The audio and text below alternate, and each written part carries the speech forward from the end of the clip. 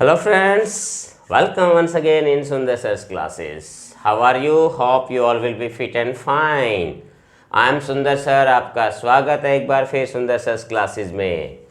So friends, एक बार फिर हम चलते हैं अपने उसी टॉपिक पर जो सीरीज हमारी इस समय चल रही है, और सीरीज हमारी जो चल रही है वो हमारी है वर्ब की एंड इट्स काइंड्स. तो आज उसी सीरीज के अंतर्गत हम जा रहे हैं डिस्कस करने हमारा अगला टॉपिक टू इन्फिनेटिव का. पिछले लेसन में मैंने आपको बेयर इन्फिनेटिव के यूजेज और उनके टिप्स के बारे में बताया था कि कहाँ कहाँ उसको यूज़ कर सकते हैं. आज मैं इस लेसन में आपको बताऊंगा टू इन्फिनेटिव को कहाँ यूज आपने करना है. टू इन्फिनेटिव का मतलब होता है two plus first form of the verb. तो कुछ एक ऐसे ट्रिक्स और कुछ ऐसे टिप्स हैं कि और कुछ ऐसे रूल्स भी इसमें इंक्लूड है कि जिसके आधार पर हम ये पता लगा सकते हैं कि हमने टू इन्फिनेटिव का प्रयोग कहाँ करना है. तो ये टॉपिक देखिए वैसे ही बहुत एक इम्पोर्टेंट टॉपिक्स है. सभी आपको पता है कि नॉन फाइनाइट्स के जो टॉपिक है हमारा, वो हमारे जो है सभी क्लासेस के अंदर भी प्रयोग किए जाते हैं. 9th है, 10th है, +1 है, 2 है. तो हर क्लास के अंदर भी, यानी स्कूल स्टूडेंट्स के लिए भी ये टॉपिक जो है इम्पोर्टेंट है, क्योंकि इसमें से क्वेश्चन जो है हर क्वेश्चन हर साल जो है हर प्रकार की परीक्षा के अंदर से पूछे जाते हैं. तो लीजिए हम स्टार्ट करते हैं हमारा ये टॉपिक.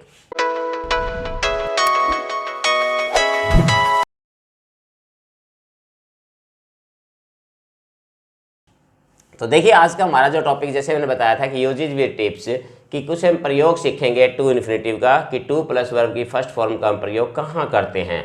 तो इस कड़ी में सबसे पहला रूल हम कह सकते हैं कि ले सकते हैं, वो क्या है कि आपको पता है ऑट और हैव दो हमारे पास ऐसे मॉडल ऑक्सिलरीज होती हैं ये, कि जिनके साथ अगर इसमें ऑब्लिगेशन और duty, if obligation and duty are included, अगर इसमें ऑब्लिगेशन या ड्यूटी का अगर आभास होता हो तो हमने ऑट और हैव के साथ हमने टू का प्रयोग करना है. तो पहले हम दोनों के यूज देखते हैं. जस्ट लाइक देखिए, you ought to help your friend. तो यहाँ क्या है, ऑब्लिगेशन है इसमें कि आपको ऐसा करना चाहिए, आपको मित्र की सहायता करनी चाहिए. नेक्स्ट सेंटेंस है बॉयज हैड टू पे देयर फीस. तो ये ड्यूटी का एक्सप्रेस किया जाता है इसमें. तो यहाँ हमने हैड टू, हैव टू की जो फॉर्म होती है हैव टू, हैज टू या हैड टू. अब नेक्स्ट में जैसे ही has to perform his duty. तो ये क्या है, इसमें एक ड्यूटी है, इसका कर्तव्य का आभास इसमें होता है. तो अगर इसी प्रकार से किसी सेंटेंस में ऑब्लिगेशन या ड्यूटी आती है, आपने ऑट और हैव के साथ हमने टू का प्रयोग करना है, टू इन्फिनेटिव का प्रयोग करना है. नेक्स्ट हमारा जैसे होता है हमारे पास, देखिए ये हमारे पास है यूज्ड. आपको पता है कि यूज्ड टू हमारा एक अलग एक मॉडल ऑक्सिलरी है. यूज्ड टू के यानी यूज्ड के साथ हमेशा हम टू का प्रयोग करते हैं. यूज्ड टू का मतलब होता है कि आमतौर पे habitual action of the past, भूतकाल की किसी आदत को एक्सप्रेस करने के लिए यूज्ड टू का प्रयोग किया जाता है. Just like he used to go there daily, कि वो अक्सर वहाँ प्रतिदिन जाता था. तो यूज्ड टू का, he used to drink before his marriage, कि वो शादी से पहले ड्रिंक करता था. तो हैबिट ऑफ द पास्ट के लिए तो हमने टू का प्रयोग जो है यूज्ड के साथ भी हम कर सकते हैं, नहीं करते हैं और करना होता है. तो ये हमारे पास ऑट, हैव और यूज्ड के साथ आपने हमेशा टू इन्फिनेटिव का प्रयोग करना है. सेकंड रूल जो हमारा लेता है वो कहता है कि किसी कारण या उद्देश्य, अगर हमें किसी सेंटेंस में कोई पर्पस या फिर रीजन अगर है, for reason and purpose expressed in any sentence, then we use to infinitive. कि अगर किसी सेंटेंस में कारण या उद्देश्य को व्यक्त किया जाता है तो हमने टू इन्फिनेटिव का प्रयोग करना होता है. फॉर एग्जाम्पल देखिए, he went there to see you, कि वो वहां गया.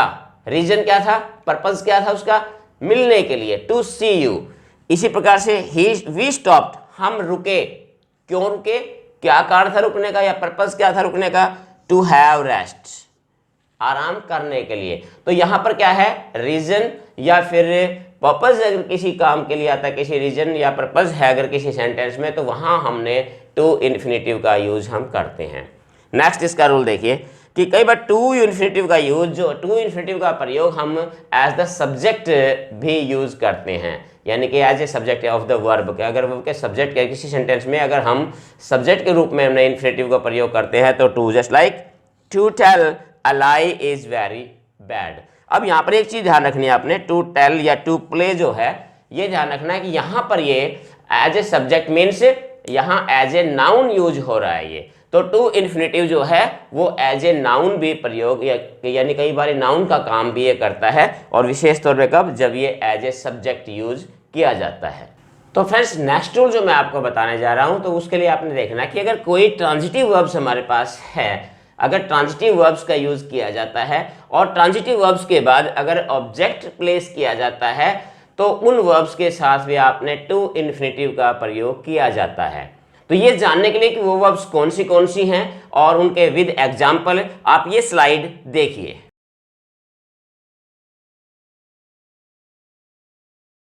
आई होप आपने इस स्लाइड का जो है स्क्रीनशॉट आपने ले लिया होगा। ये वो वर्ब्स थी जो ट्रांजिटिव वर्ब्स होती है जिनके बाद ऑब्जेक्ट का यूज किया जाता है, और इनके साथ आप हमेशा टू इन्फिनेटिव का प्रयोग करते हैं। नेक्स्ट रूल देखिए फ्रेंड्स, इसका इन्फिनेटिव का हमारे पास है कि easy, enough, how, difficult, what, where के साथ भी हम टू का प्रयोग करते हैं, टू इन्फिनेटिव का प्रयोग करते हैं। Just like it is easy to go, easy के साथ इजी टू गो, या इसी प्रकार जैसे I don't know how to के साथ भी आमतौर पे हम टू इन्फिनेटिव का प्रयोग करते हैं। I don't know how to go there, I don't know how to drive a car, I don't know how to, या सिंपली सेंटेंस है I know how to cook food. तो हाउ के साथ भी हम टू का यूज करते हैं, इजी के साथ भी टू का प्रयोग करते हैं। इसी प्रकार से या कई बार जो है किसी के लिए what to do, I don't know what to do, where to go, तो यहां हमने इनके साथ भी विशेष परिस्थितियों में हम टू इन्फिनेटिव का प्रयोग हम इनके साथ भी करते हैं। जस्ट लाइक डिफिकल्ट के साथ भी इसी परिस्थितियों में it is difficult to forgive him, तो डिफिकल्ट टू। तो इस प्रकार से हम इन परिस्थितियों के अंदर भी हम इन पर्टिकुलर वर्ड्स के साथ भी हम टू इन्फिनेटिव का प्रयोग करते हैं। तो स्टूडेंट्स इन वर्ड्स को भी आपने अपने मेमोराइज कर लेना है, मेमोरी में रखना है कि इनके साथ भी आपने टू इन्फिनेटिव का प्रयोग करना है। नेक्स्ट में अगर हम आते हैं, ये बहुत ही कॉमन होता है हमारे पास, too plus adjective plus to, यानी सेंटेंस क्या बन जाता है हमारे यहाँ, सेंटेंस हमारा नेगेटिव बन जाता है। ये ध्यान रखना है कि नेगेटिव सेंटेंस में हम इसका प्रयोग करते हैं। एग्जांपल के तौर पे he is too weak to walk, तो टू उसके बाद एडजेक्टिव और उसके बाद टू, यानी अगर सिंपल भाषा में याद रखें टिप्स के तौर पे, तो याद रखना है कि अगर टू के साथ आपने हमेशा टू और उसके बाद अगर एडजेक्टिव आ रहा है और उसके बाद अगर आगे वर्ब का प्रयोग आपने करना है, तो आपने टू इन्फिनेटिव का ही प्रयोग करना है। इस चीज को आपने ध्यान रखना है। नेक्स्ट में अगर हम लेते हैं कि देखिए हमारे पास कुछ ऑर्डिनल्स नंबर्स होते हैं, first, second, third, fourth, fifth, last, तो ये हमारे पास ऑर्डिनल्स नंबर्स होते हैं। तो इन ऑर्डिनल्स नंबर के बाद भी हमने टू इन्फिनेटिव का प्रयोग करना है। जस्ट लाइक एग्जाम्पल देखिए, आई वॉज द फर्स्ट, आप क्या है, दी फर्स्ट जो है हमारे पास ऑर्डिनल नंबर है, to go, I was the first to go। Next में जैसे he was the last to leave, he was the last to leave। तो इस प्रकार से ऑर्डिनल्स नंबर भी अगर आपके आते हैं, तो ऑर्डिनल्स नंबर के बाद आपने अगर वर्ब फिल करनी हो तो आपने टू इन्फिनेटिव का प्रयोग करना है। और स्टूडेंट्स अब मैं जो आपको रूल बता रहा हूँ, कुछ ऐसी वर्ब्स बता रहा हूँ आपको मैं, कुछ ऐसी वर्ब्स होती हैं जिनके साथ टू हमेशा टू इन्फिनेटिव का प्रयोग किया जाता है। अगर उसमें उन वर्ब्स के जो उद्देश्य है, यूज करने का उद्देश्य है, अगर विश, डिजायर या ईगरनेस के लिए अगर इन वर्ब्स का प्रयोग किया जाता है, तो इन वर्ब्स के साथ आपने हमेशा टू इन्फिनेटिव का प्रयोग करना है। अब ये वर्ब्स कौन सी हैं, ये वर्ब्स की संख्या कुछ ज़्यादा, इसलिए मैंने एक टेबल जो है आपके लिए बनाई है, एक स्लाइड है, तो आप जल्दी से उस स्लाइड का आप स्क्रीनशॉट आप ले लीजिए, और उन वर्ब्स को भी आपने अच्छी तरीके से याद रखना है कि ये कौन सी ऐसी वर्ब्स हैं जिनके साथ आपने टू इन्फिनेटिव का प्रयोग करना है। तो लीजिए फटाफट स्लाइड का आप एक स्क्रीनशॉट ले लीजिए।